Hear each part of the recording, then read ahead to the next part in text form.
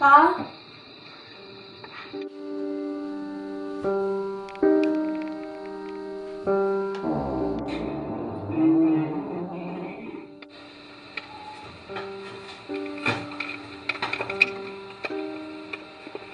Ito?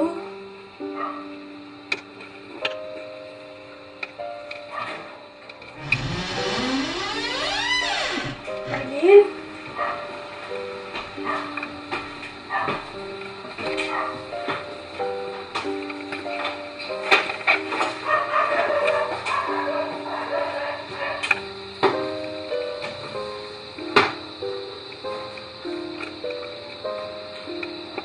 Ano ba to?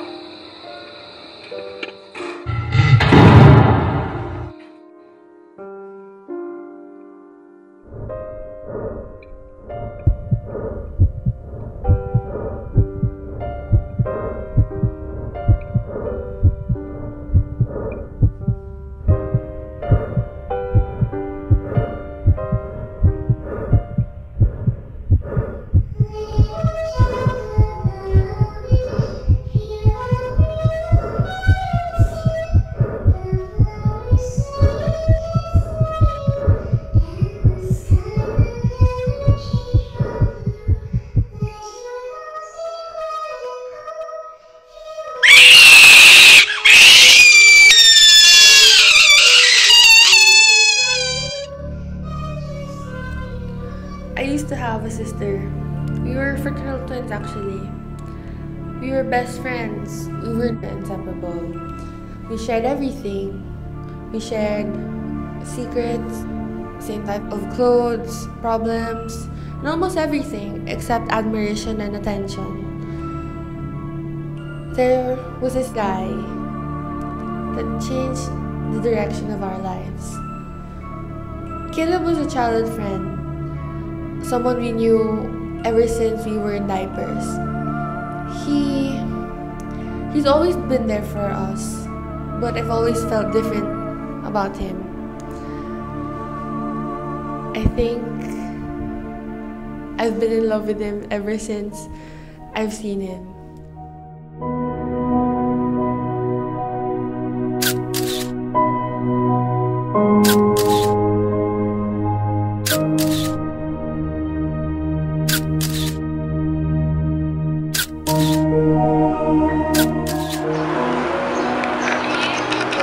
Oh, ikaw may help me. Ito na tayo.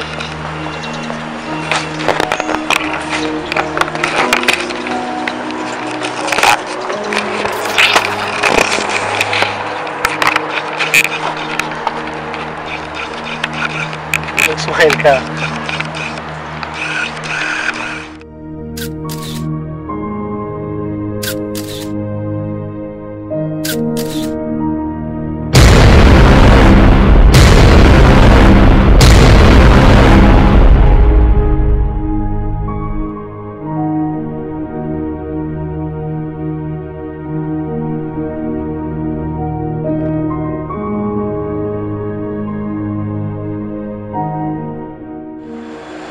Happy birthday. Thank you. Ayan, bagay na bagay sa'yo. Oo.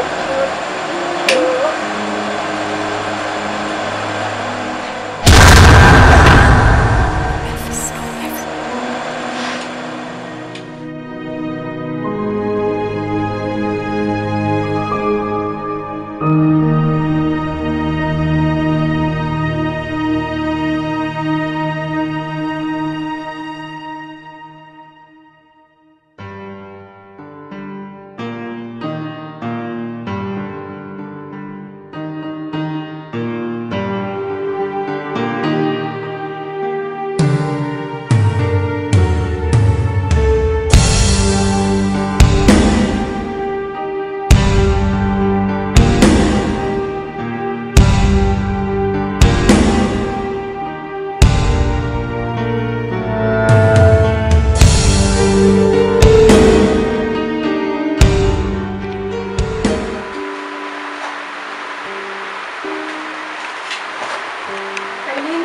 Tayo?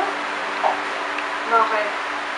Arlene, alam ko naman na alam mo tungkol sa amin kailan, di ba? Pero, huwag kang mag-alala. Tinapos ko na yun. Mas importante ka sa akin. Hindi tayo pwede mapag-iwalay dahil lang sa nanapin. Love you, sis.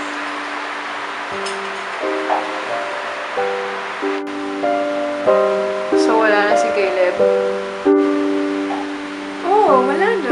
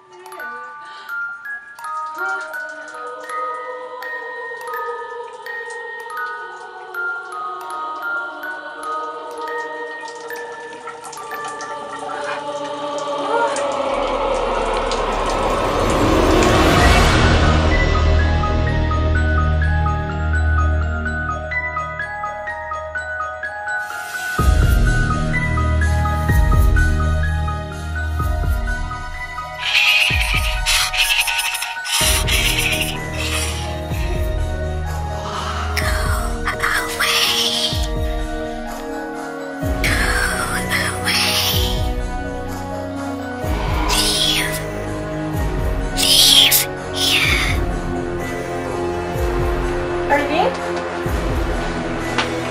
Arlene, okay ka lang? Ano nangyari sa'yo? Hindi! Ha? Bakit? Ano May nangyari? kasalanan lang to! Ikaw may kasalanan! Ha? Hindi dahil sa'yo, makikita ko pa sana si Caleb. Di ba in-explain ko na yun sa'yo? Dahil sa'yo wala akong kaibigan, lahat na lang kumakampi sa'yo. Puro na lang ikaw! Pero Arlene, Danessa, puro lang Danessa! Paano naman ako? hindi ko naman ginusto to eh. Hindi ginusto. Eh parang lahat nga ng attention gusto-gusto mo nasa iyo eh. Teka Arlene, pakinggan mo muna ako. Sige na. Ikaw na maganda, ikaw na matalino, ikaw na may magandang buhok. To? Ito ba dahilan kaya nagkakaganyan ka? Oo, ikaw. I hate you. Galit ako sa'yo, sinira mo buhay ko. Ano bang dapat ko gawin para mapasaya ka?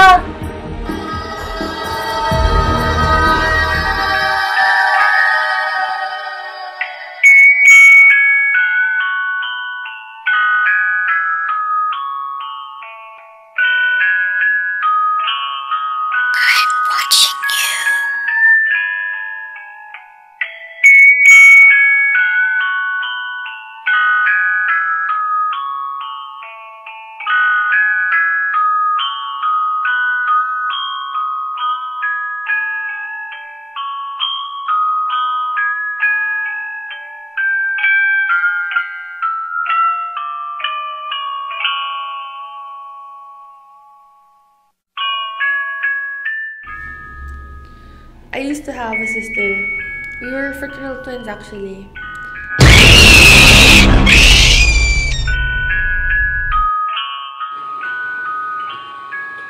Trichophaga came from the Greek words tricha, meaning hair, and phage, meaning to eat. Trichophagia is defined as compulsive eating of one's hair. Trichophagia is not when an individual is mindlessly chewing on the ends of their hair, as many young children do when they are bored.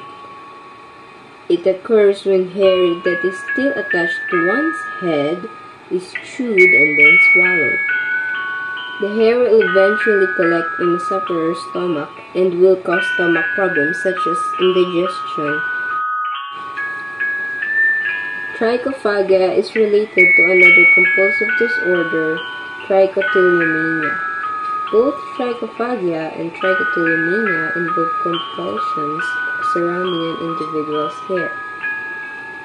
Trichotillomania sufferers will just pull out their hair and will not eat it, while on the other side, trichophagia sufferers will not always pull out their hair but will consume it when it is still attached to their head.